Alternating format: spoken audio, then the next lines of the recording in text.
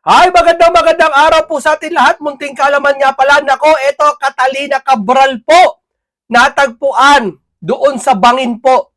No? Ayokong sabihin kung nahulog ba o nagpakahulog o hinihulog. Ayaw natin sabihin. Dahil wala pang investigasyon. Di ba? Kasi baka mag-isip ang iba. Pero may bibigay tayo ng opinion at tsorya. No? Bagaman wala tayong karapatan na mag-imbestiga, pero batay lang sa aking experience at sa aking mga history na experience. No? O ngayon, alam naman natin si Catalina Cabral, isa sa mga pinakamarami na alam tungkol sa pag-uusapan ay DPWH. Dahil ito, balitang-balita po, Undersecretary Cabral served the department for more than 40 years. Ibig sabihin, naabutan niya yung mga presidente. So, ang gusto ko muna unahin, yung mga nagpo-post ngayon na iniuugnay o pinatutunog yung 51 billion ni Pulong. Parang gusto nilang patunogin at sa mga comment section, ang gusto nilang flow, sisihin ang Pulong Duterte at ang mga Duterte. Wala silang sinasabi sa post nila na sinisisi nila ang Duterte. Pinatutunog nila ang ugnayan. At sa pagpapatunog nila, kumakanta ang comment section. At sa kanta sa comment section, sinasabi, may kinalaman daw si Pulong sa pagkawala nito ni Cabral. Wag po ganon, una-una wala pang investigasyon. Di ba? Dito lahat, wag natin sabihin na suspect. Hindi suspect si ganito, hindi suspect sa ganyan. Di ba? Kasi ang nangyayari dyan, baka kagatin yan. Kagatin na naman yan ng mga mapagsamantalang nakaupo sa pinamiminuno sa atin. Yung pagkakataon na yan. Di ba? Kasi, hindi, sabi ng iba, bakit to? Coincidence ba nangyayari ngayon? Kasi si Bunuan wala. Si Saldi kumanta. Si Diskaya nagsabi kung sino maleta. Si Gutesan lumabas. Tinuturo. Marami na nagtuturo sa Big Fish. Di ba? Sino ba? Tapos, nasunog DPWH. Tapos, kasalanan ng Duterte at sisisihin nyo sa Diskaya, si Senator Rodante Marcoleta. Nasaan ang utak ninyo? Di ba? Ano to? Asa yung sinabi ni Marcos, ang flood control natapos na. Natapos na. Yung bang natapos na, hindi ba sa panahon niya? Yung bang nangyayaring baha ngayon sa panahon niya, na kung saan sa panahon niya ay natapos at pinorekto na budgetan? Yung ba ay future para kay Duterte sa nakaraan? Pwede ba mangyari ang future kasalukuyan, isisin natin sa nakaraan? Yung future, ipupunta natin sa nakaraan para lang isisihin ng Duterte? Kasi lumalabas po sa nakikita ko sa lahat ng media, wala daw kasalanan ng BBM. Kahit isang kapiranggot, hindi pala BBM. Itong administrasyon ito, wala daw kasalanan. Kahit isang piranggot na, kahit 1%. Grabe kayo. Nasaan yun? Anong baha na naranasan namin baha? Guni-guni lang namin yung baha. Di ho ba? Kasi gusto nilang palabasin malinis tong administrasyong ito. Hindi ko sinisisi si BBM Ang ayaw lang namin, parang tila wala silang pakialam. Di ba? Sino pumirma ng budget? Yung Diskaya ba, makapagsasarili ba yon ng kapangyarihan? Sabi ng Pinoy Canada doon sa vlogger na bugok. Yun daw si Diskaya, big fish. Mga kaibigan, nahuli na. Ito, big fish to. Paano nyo nalaman big fish yun? Ikaw, contractor ka, big fish ka, nasa ng utak mo, Pinoy Canada? Asa ng utak mo? Paano naging big fish si Diskaya? Makapaggagawa ba ang isang construction worker o contractor man o construction worker gumagawa ng bahay kung walang utos ng nasa taas? Kaninong budget? Ibig sabihin, yung bang Diskaya, nagsarili, kinuha yung budget ng gobyerno para gumawa sila? Ang lakas naman ng Diskaya. Di ho ba mga kababayan? Anong ibig ko sabihin sa lahat ng kwentong ito? Pinatutunog lahat nila na walang kasalanan ng administrasyon kundi Duterte lahat. Nililigaw nila. Tumahimik daw si Marcoleta. Ba't di tatahimik? Ha? Yung tao siguro nawawala ng gana, no? Kasi obvious naman, takipan eh. Takipan eh. Biruin mo, walang big fish. Pinaka-the best na administrasyon. Nagsoli ang pera, magnanakaw. Walang nangyari to sa history, nagsoli ang magnanakaw ng pera. Kakaiba. Naisoli yung pera. Tuwan-tuwa kayo. So, ibig sabihin pala, payag kang nakawan kayo sa panahon ngayon, basta isoli ang pera. Payag kayo? Di ba? Tuwan-tuwa! May nagsoli ng pera. Parang ganito. Salamat! Salamat sa'yo, binalik mo anak ko. Tuwan-tuwa. First time history, nagbalik yung kinidnap, yung anak, binalik ako. Salamat sa'yo. Natuwa ka pa, binalik. Hindi ba mas maganda walang ibalik kasi walang ninakaw? Yung sabihin, pabor ka na binalik kasi may nagnakaw? Saan ang utak? Di ba? Hindi, eto, balik tayo kay Cabral. Panoorin natin itong sa programang ito, balikan natin kung sino si Cabral. At magbibigay tayo ng mga tsorya at pakikinggan natin at yung driver nagsalita po tungkol doon sa pangyayari bago mahulog daw si Cabral.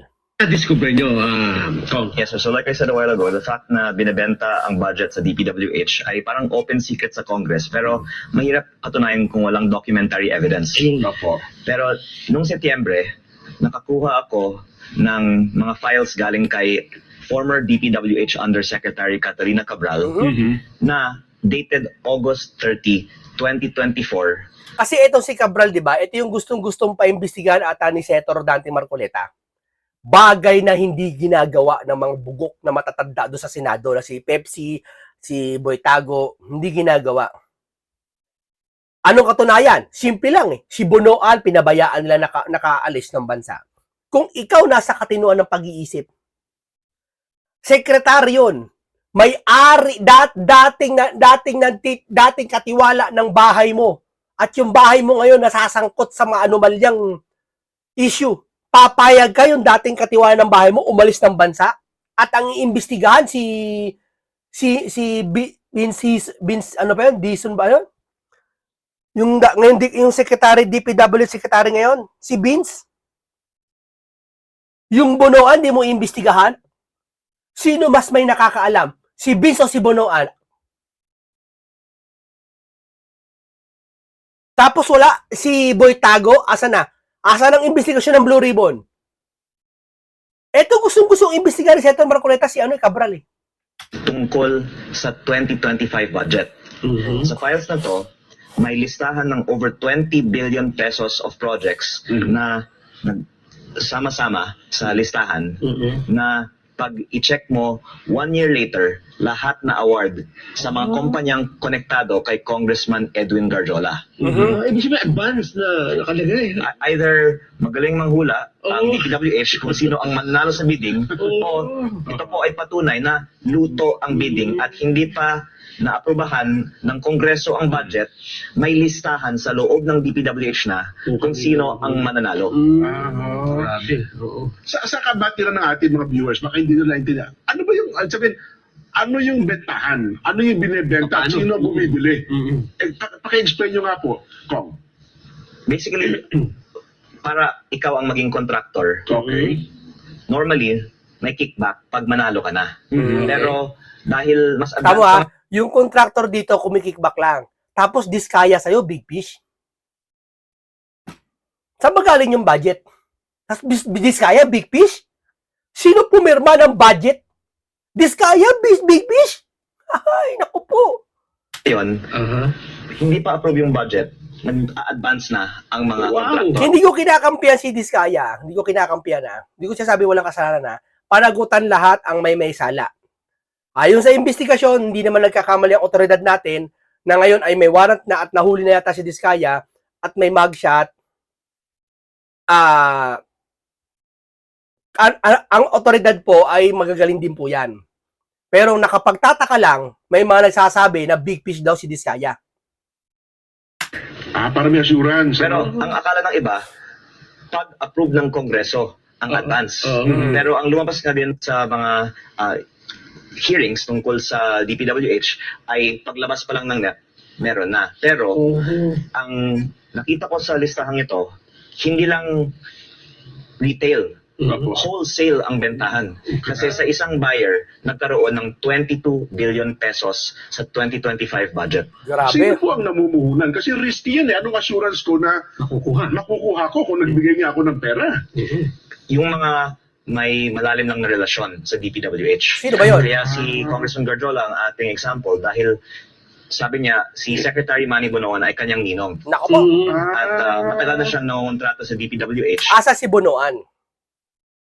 Sabi ng iba, pauwi daw si Bunuan itong 17.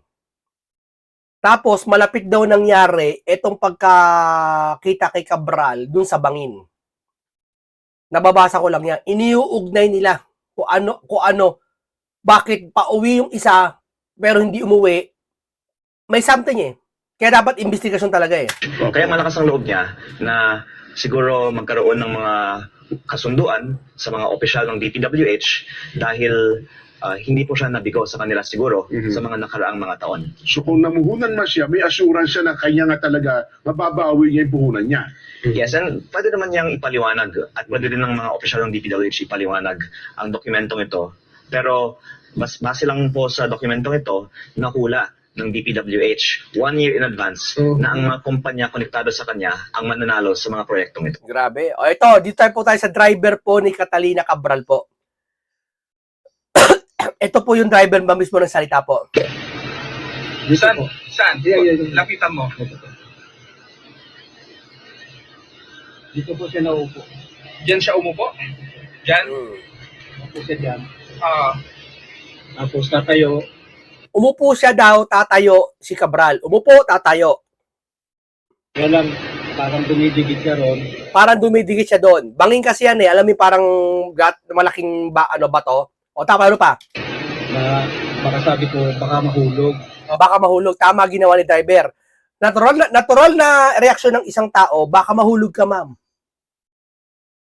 Tama. Sige. Mautbalad. Kaya sabi ko, wag ka dyan, ma'am, baka mautbalad siya. Tatlong beses po siya sinaway. 3 beses sinaway. Kaya lang, ganun pa rin. Dito, para lumalabas sa kwento ni Kuya Driver, lumalabas, parang si Cabral ay may gagawin na isang bagay, kaya nandoon siya sa malapit sa bangin. Para may something siya na gagawin. At syempre, hindi nabibigla yung driver siguro kung ano gagawin itong taong ito. Kaya pinagbawalan niya 3 beses daw. Tama? Pero nung bandang huli nung na inano kami ng pulis, May sumaway na pulis sa kanila. hindi na. Kasi tumuboy na akong papunta. So, iniwanan mo siya. Hindi po, kasakay ko. Kasi Okay. tinaboy po kami ng pulis eh. Tinaboy siya ng pulis. Yung ginagawa ni Cabral na yon, yung umaak siya ng parang pupunta siya sa parang bangin, sinaway ni Kuya Driver at may dumating na pulis, sinaway siya. Ano yan? Et cetera, sinaway siya. Tapos, Okay. Huwag daw po magtambay dito, kaya huwag malis po kami. wag daw magtambay dito, umalis kayo. Okay. Malamang hindi kilala ng pulis si Cabral, no? Kasi si Cabral, hindi naman siya kilala masyado ngayon lang, no? Kaya siguro hindi pamilyar yung pulis sa nakita si Cabral kung si Cabral yon. Please na kayo. Saan kayo napunta? Dumiretso po kami ng doon na sa kumain doon sa malapit sa Iyon Hotel. Iyon Hotel, Baguio, Okay. Tapos pagkatapos kumain, doon na kami sa Iyon, nag-check-in na. nag-check-in. Bandang mga 2:30, sabi na bababa kami papunta rito. 2:30, babalik daw, babalaba dyan. Yung oras na yon, tanghali. Hindi ko alam kung madaling araw yun, ha? Tanghali yun. Malamang. Hindi ko alam kung tanghali o madaling araw. Kasi kung madaling araw ginawa yan ng 2:30, magtataka ang isang driver, dapat. Ma'am, anong gagawin natin? Ba't tayo pupunta ng ganitong oras? Maghihinala ka. So, pag umaga naman, payag ka na yung amo mo, na pagdadrive mo, kung di mang amo yan, driver ka, papayag ka, kung inutos ng pagdadrive mo, dalhin mo ako sa ganitong lugar, papayag ka. Natural yun. O ano pa? Ngayon, binaba kasi dito ng 3 o'clock. Binaba siya ng Toyota dyan. Dito, yan lugar na mismo yan. Baba, sinilip ko pa, nakaupo siya dito. Okay. Sinilip pa, nakaupo siya dyan. Oh. Umalis ako, pupunta ako doon. Sabi ko, balikan mo na lang ako. Balikan mo na lang ako. Oh. Ang tanong ko lang kay Kuya Driver, hindi natin masisisi siya eh. Bakit? Kasi siyempre, driver siya, wala siyang karapatan o kakayahan na utusan yung pagdadrive niya kung mas mataas sa kanya yon. Lalo ay nasa nanunungkulan sa gobyerno yon. Kung dati nanunungkulan o mataas sa posisyon ay siya driver. No?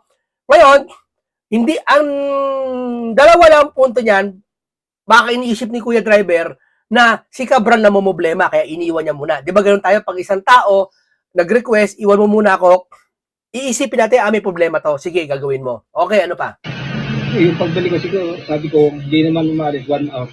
Pagbalik ko Hindi umaalis 1 hour, ang tagal nun. dito, hinahanap ko. Tumigil ako dito, sinilip ko. Ibig sabihin, 2:30 kayo pumunta dyan, tapos pinaalis ka, umalis kayo, 1 hour. Doon sa mga 3:30 around. Bumalik ka. Wala kang makita, 3:30. Tama? Mga ganyan. Mga bandang 3:20, 3:30, mag-alas 4, wala ka nakita. Sorry ako lang ha. Tama ba, mamang driver? Kung dyan sumilip ako eh. Sumilip siya, wala. Umaga yun, kung tanghali, sumilip siya, wala. Kasi kung gabi nangyari yon, hindi niya makikita. So, ibig sabihin, sumilip siya, wala. Ibig sabihin, nakikita niya yung baba. Tama? Natatakot naman po ako, baka mahulog. Natakot siya, baka mahulog. Umalis ako. Nagtanong ako doon ng may nakatambay na mano. May nakatambay talaga, umaga talaga nangyari. No? Tinanong ko kung may babae na babae, wala naman daw po. Kaya bumalik ulit ako, bumalik ako rito. Sinilip ko ulit. Pero wala po ako nakita sa bubang ano. Hindi ko po nakita. Ayun, tapos bumalik na ulit ako ng hotel. Kasi instinct mo baka nahulog eh. Pero, alam nyo, parang parang, ewan ko lang ha, gusto ko investigasyon talaga. Ayoko magsalita, Kuya Driver ha. Tatanungin ko sa hotel kung pumunta. Anong oras yun? Ano na po yun? Pasado alas 5 na. Pasado alas 5 na. Kasi, di ba, tama yung ina natin kayo na isang oras, mga magpo-4 o'clock yun. Palpag natin mga 4:40 yun. Ha? Sinilip niya, pumunta siya sa hotel ulit, mga mabilis lang yun. Kung dyan sa Benguet, mula dun sa aabot ka ng mga 5:15, bumalik ka dyan mga 5:20. Sorry ako lang ha. So, hindi pa masyado madilim yun. Okay. Eh pagdating ko doon, wala pa daw po. Eh di bumalik ulit ako papunta rito. Okay. Bumalik papunta rito. Tumingnan ko dito. Eh sa baka ako nagtambay-tambay ng wala po. Doon ako nagpunta na ako sa pulis para magpatuloy kasi wala po akong flashlight eh, para Yun, wala daw siyang flashlight. Hindi, nalilito ako nalilito ako. Hindi ako investigador yun. Hindi naman kasi ako investigador no? Sa akin lang po, ayoko magsalita sa ngayon. Ayoko magsalita. Pero meron na ako sarili kong investigasyon, pero ayoko. Kasi wala ako, hindi ko autoridad, di ako karapatan yan. Di ba? Baka may masabi ako. Pero syempre, doon sa flashlight niya, pasado alas 5, pag Bagyo, syempre December, madaling magdilim. Di ba? Kaya pwede niya sinabi, may flashlight. Kasi may nabasa ako sa comment, bakit daw may flashlight? Na binanggit si Kuya. Eh gusto niya kasi hanapin, baka inala niya, nahulog doon. At may syempre, instinct ng tao, nakaupo si Cabral doon, nag-upo po, tayo-tayo, iniwan niya, baka inisip niya, nahulog. Di ba? Ngayon, inisip niya nahulog, o ano pa mang iniisip niya, baka ano nangyari, tumalumbaw, Siyempre, inisip niya, baka may flashlight, hindi niya makita. Kasi pag may bagyo, Benguet, pag mga mag-aalas 5 na, mga 5:40, madilim na eh. Pwede talaga flashlight. Tama yung pagkakasabi, flashlight pwede. Pero gayon pa man, hindi natin pwedeng sisihin si Kuya sa ngayon at sino man na tao katulad na siya. Sabi, pinatutulog nila na 51 billion kay Pulong na para pinakakanta nila sa comment section na may kasalanan, may kinalaman pala ang Duterte. Huwag ganon. Ayahatin ang investigasyon talagang kung paano nila to. Kasi ganito yan eh. Sabi ni Boying Rimulya, ito, na post, sabi ni Pony Rimulya, Ombudsman kunin ng cellphone ni Cabral. Dating DPW Secretary na tagpuang walang malay sa Benguet. Wala pang malay sa umpisa eh, sabi. Tapos siguro nakita nila nabawian na ng buhay. Ayan sabi, walang malay, oh. Iniutos ng Office of Ombudsman na agarang pagsamsam sa pagpreserba ng cellphone at iba pang gadget ni dating DPWH Undersecretary Catalina Cathy Cabral matapos siya matagpuan ng irresponsible may Cannon Road, Benguet. Ayon kay Assistant Ombudsman Miko Clabano, hindi pala si Ombudsman siya to, hindi pala si Nagano. Pero dapat si Boying hindi dapat muna to, pulis muna ang dapat dito para sa akin eh. Kasi cellphone yun eh. Baka bago mangyari ang paghulog na yan, malamang may katext si Cabral na makapagbibigay ng impormasyon kung ano yung before na bago siya pumunta dyan, makapag-identify kung may kinalaman ba yun sa pagkahulog niya. Tama? Dapat nasa otoridad eh. Ayon kay Assistant Ombudsman Miko Clabano, mahalaga ang mga gadget na investigasyon sa alleged kickback sa budget insertion sa flood control project sa Cabral sa mga ikinorekomendang sampa ng kaso na rin yung dumalo sang pwede. Kung halimbawa man si Cabral, nakikiramay po tayo sa pamilya ng Cabral, no? Nakikiramay po tayo. Pero itong bahagi ng investigasyong ito, hindi ko alam, ayoko manghimasok dyan. Kung tama ba yung ginawa nila dyan sa cellphone na kinuha nila. Alam ko dapat na pulis. Tama, pulis yata to eh. 'Di ba? Kasi sa cellphone po, pwede may mga dati siyang before, a month of nakalipas, may mga kachat siya, magagamit sa ICI. ICI na naman. Ang ICI nga po nakatago si Sandro executive session Si Tambalustos hanggang ngayon, di may labas yung video Dapat yan, hinihiring yan, saka yung opinion ko lang sa Senate Blue Ribbon. Sige nga, kung iimbestigahan nyo lahat at hayagan sa taong bayan, mga screenshot, nakalagay, o kung may text man, eto, ilagay. Screenshot, eto, tinext niya, katibayan. Huli na ang big fish. Sabay-sabay kami makakita, hindi yung kayo. Kasi pag sila, may hinala kami, pwede yung baguhin, o pwede yung, huwag natin ilabas to, Bakit ayaw nyo ilabas? Nagkakaroon kami tuloy ng isipan, kaya hindi yung nilalabas yung mga video na iniimbestigahan nyo. Kasi mabubuking kayo kung sino talaga kinantanon. Ganun ba? Yun na nasa isipan namin, Ngayon kay Kuya Driver, hindi natin pwedeng pagbintangan to. Investigasyon ang kailangan. Kung ano ba talaga ang sanhi ng pagkawala ni Cabral. Dapat ito kailangan si Detective Conan Hindi, mahirap to Mahirap sitwasyon na to. Hindi mo alam ngayon kung paano walang CCTV sa road na yan. Imagine, hindi ko alam kung may CCTV, wala. Diba? Kung may CCTV, may laban-laban. Kung siya ba ay may tumulak o may isang unggoy. Diba? Alam mo yung tumulak, na aksidente ba siya? Nahulog ba siya? Pa-picture ba siya doon? Nag-selfie ba siya doon? Diba? Plano ba to? Scripted ba yung ganito? Diba? Pero, hindi mawawala syempre si Kuya Driver sa investigasyon. Kaya yung mga nagsasabi dyan, sinisili naman daw yung driver. Hindi. Kasama talaga si Kuya Driver. Siya driver kasi dyan Kasama sa investigasyon yan. Pati yung sasakyan, maaari pati yung pulis na nagsumita. Tatawagin nyo kung sino man yung naka-duty doon. Oy, boba ka dyan, para makapagdetalye. Pati yung pinagtanungan niyang tambay, tatanungin din yon. Pati yung kung may bahay doon sa ilalim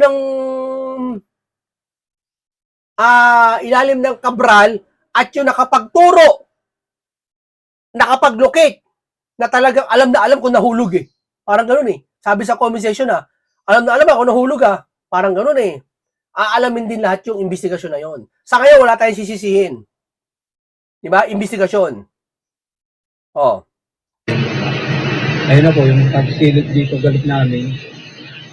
Tapos ito na lang doon yung tao dito sa lupa. DPWH Undersecretary Maria Catalina Cabral patay matapos mahulog sa bangin sa Cannon Road. Ibabalita po yan sa atin ni Freddy Rolyoda. Freddy!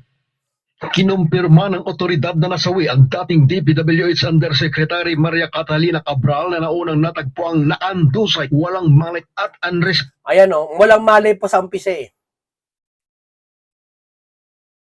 Pwedeng kaya walang malay, may possible na nahulog nga, hindi pa natutuluyan.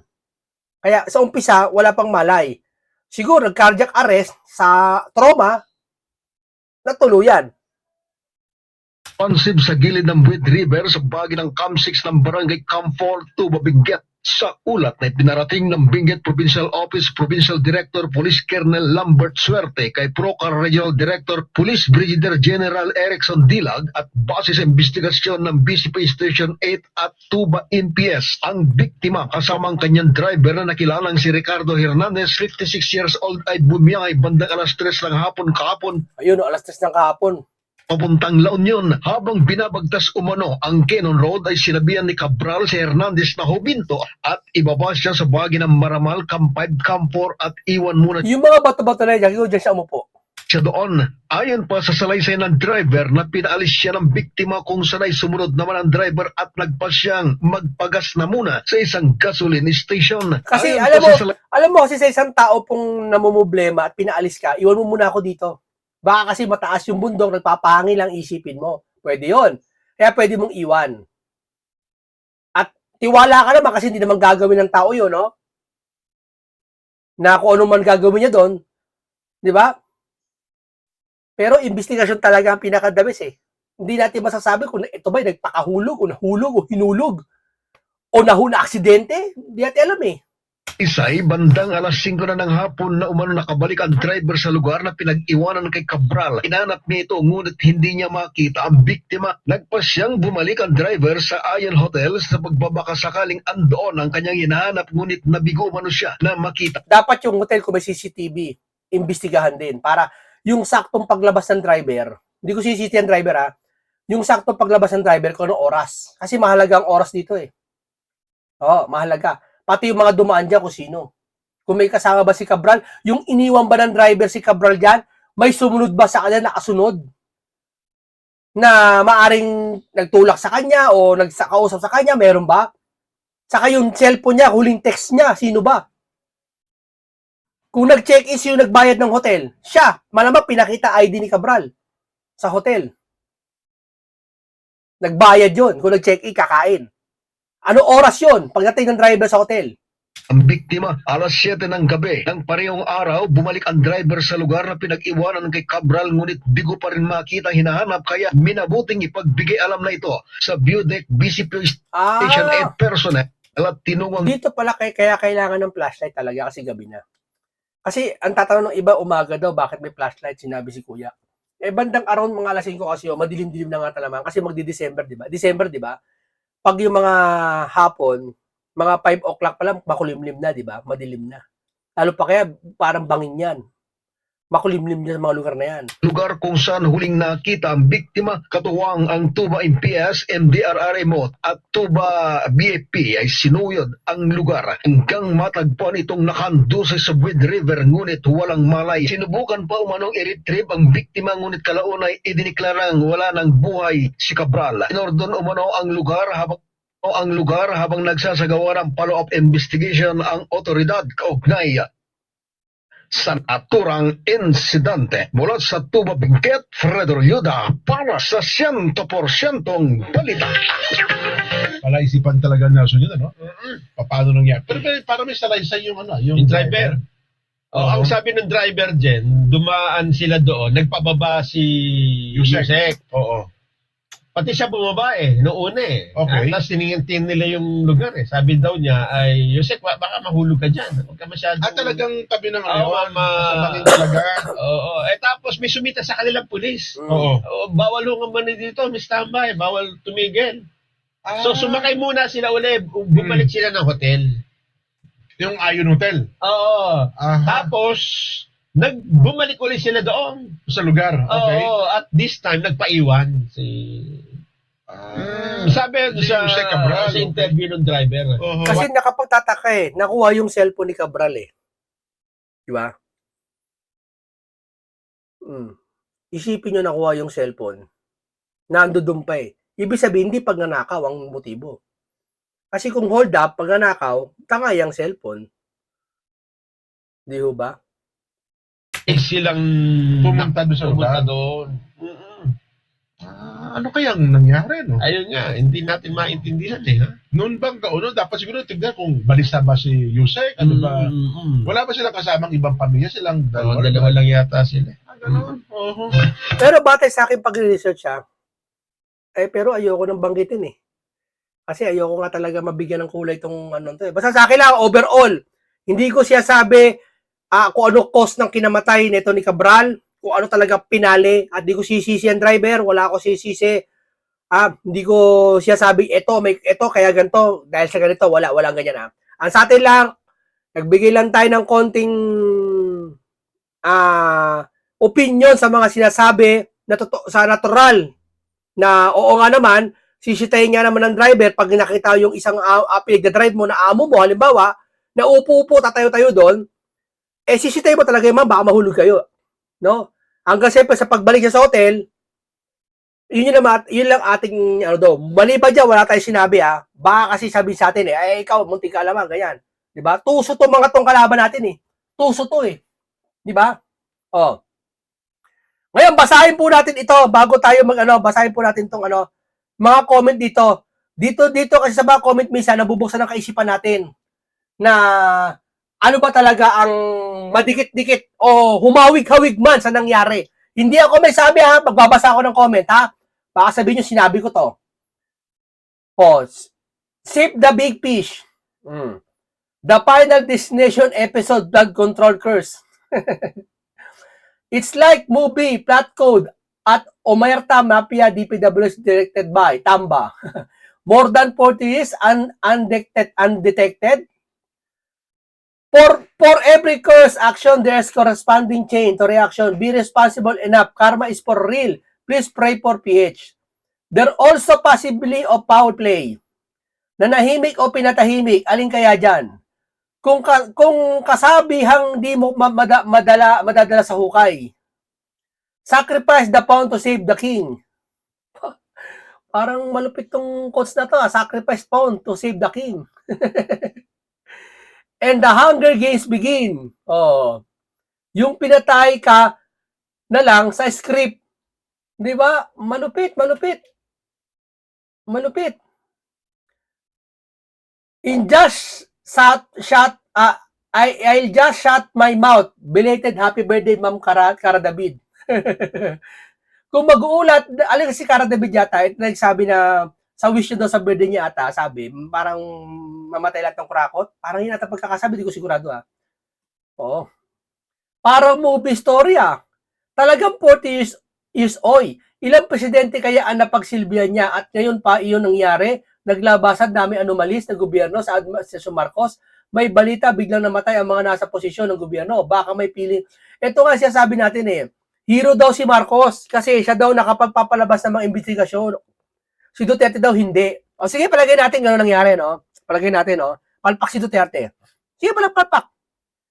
Nakakulong na yung tao Pinagbabayaran niya yung kasalanan niya Diba?